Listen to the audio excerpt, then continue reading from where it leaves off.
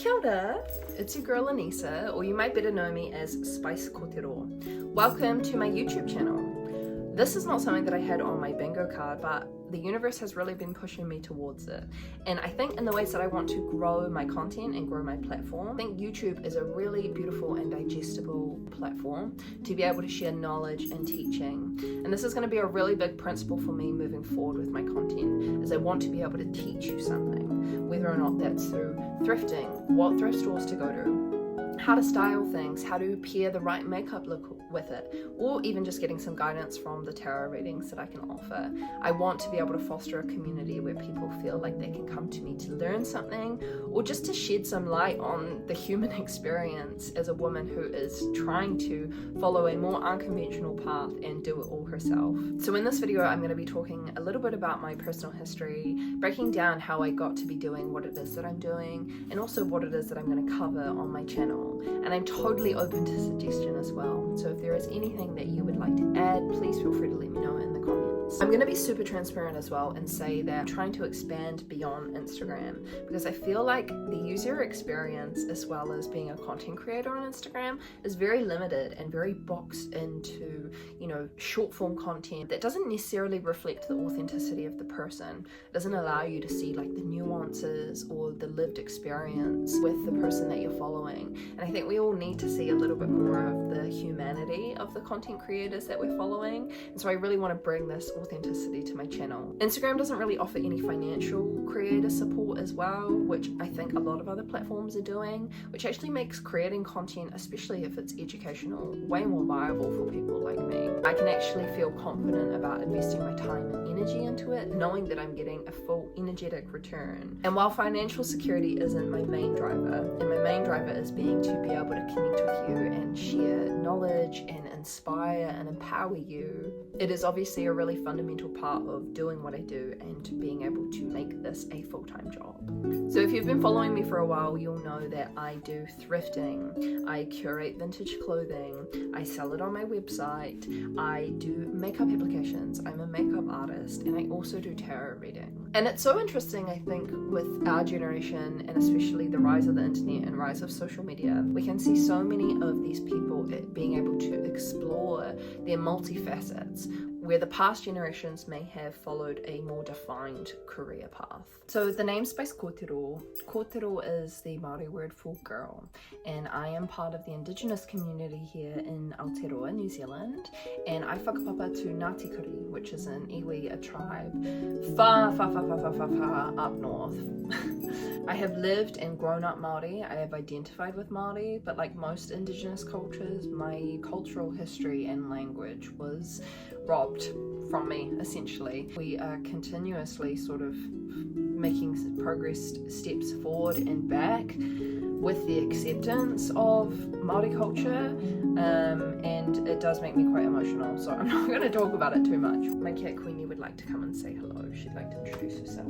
This is my Queenie girl, and I rescued her from Cats Protection League. She was the only one for me, weren't you, Queenie? And she reflects my very loving and overbearing personality, don't you, darling? She's very happy here. All she does is sun soak all day and catch mousies and eat to her heart's content. What I wish that I could be doing, but I'm glad that I can provide that for her.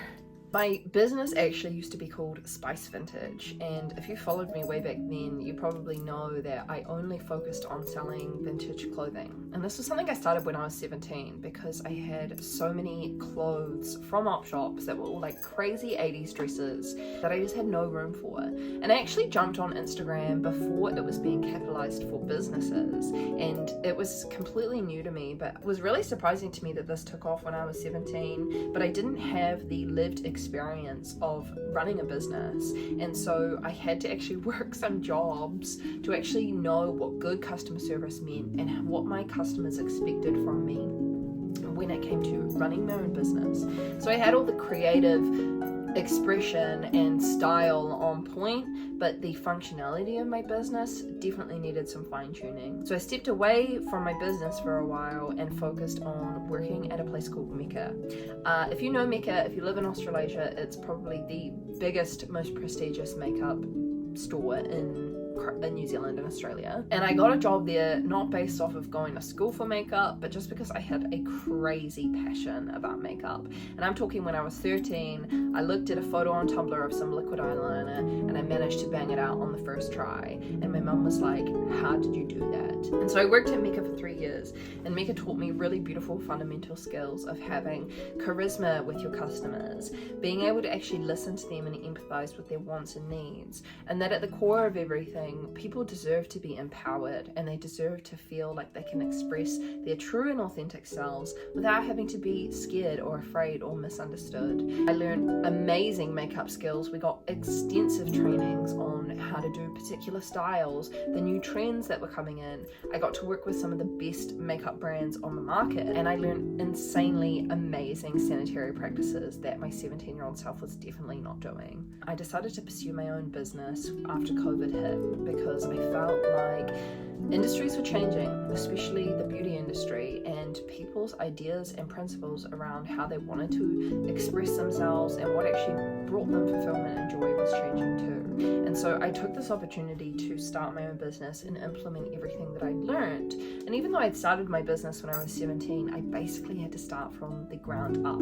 I was tweaking everything to all of the skills and the knowledge that I'd learned. That first year of doing that was a really slow slog for me. I had crazy personal development things going on at the same time, and I always felt like my business has obviously grown alongside me. Any sort of developments I'm going through personally, physically, spiritually, my business is always there reflecting those aspects. And so I feel really confident about where I am now, and also just really grateful that I've had that experience to know how hard it is to run your own business, and that 17-year-old me wouldn't have even known where to start. Reading tarot also blindsided me. I went through this crazy spiritual development when I was 20. I'd been raised particularly atheist, and so any sort of form of spirituality or religion I just didn't really have a grasp over. But I really loved astrology because I was a big classics nerd, and I loved that astrology and the association with the planets and the Roman gods had a supposed effect on how we live our lives now. The Latin word for moon is luna, and that is where we get the word lunatic, because for centuries humans have known that the moon makes people crazy. And so this definitely became my special interest, and I absolutely drilled myself into learning about my star sign, my friends, my family, all of the aspects of it. You know, you've got a really complex chart. It's not as much as just your sun sign. It's so funny that every time I break down someone's chart, they're very surprised at the accuracy. So when I was 20, I ordered my own tarot deck and it never arrived. And I had this witchy friend at work, and she said, no, you're not meant to buy your first deck. Your first deck is meant to be gifted. And I thought, I think I just ordered off a dodgy website, but okay. Like a few months later, it was my 21st birthday, and I got 5 different decks from all different people. I got one from my auntie, I got one from my workmate, I got one from my friends, like all of these different people that had no idea that I wanted a tarot deck. And I said to them, you know, why did you get me this? And they said, it's just something that I thought that you would be into. And so the universe gave me my opening to basically say, start reading tarot, girl. And I've been reading ever since. I learned meanings behind tarot. I did extensive research and reading. But a lot of it is intuitive. Every time I read for somebody, I feel like I'm seeing the cards in a completely new and different light. I feel like I'm picking up on things that I've never seen before, or just seeing them in a completely different perspective. I've been really blessed to be able to help as many people as I can with tarot, and I would be lying if I said that I didn't have my own sort of spiritual help from people that are wiser than I think as humans it is so important to have that connection, but also have that curiosity about things that we can't be absolutely certain about. On Life of Pi, I always reference this, but the beautiful mum is like, science can tell us about, you know, what's around here, but it can't always tell us about what is in here. And I think that that is so true, because growing up and having science as my religion, there were certain things that I was just not able to explain. That spirituality and acceptance of the unknown helped me move leaps and bounds in my personal development, and with the ability to help others too.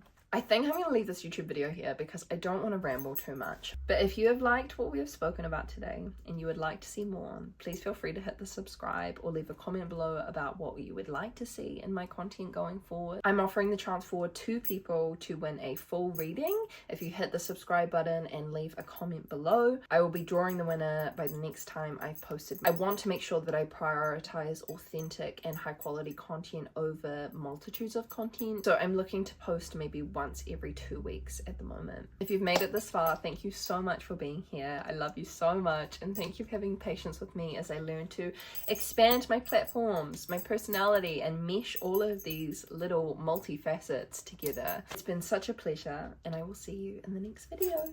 Bye.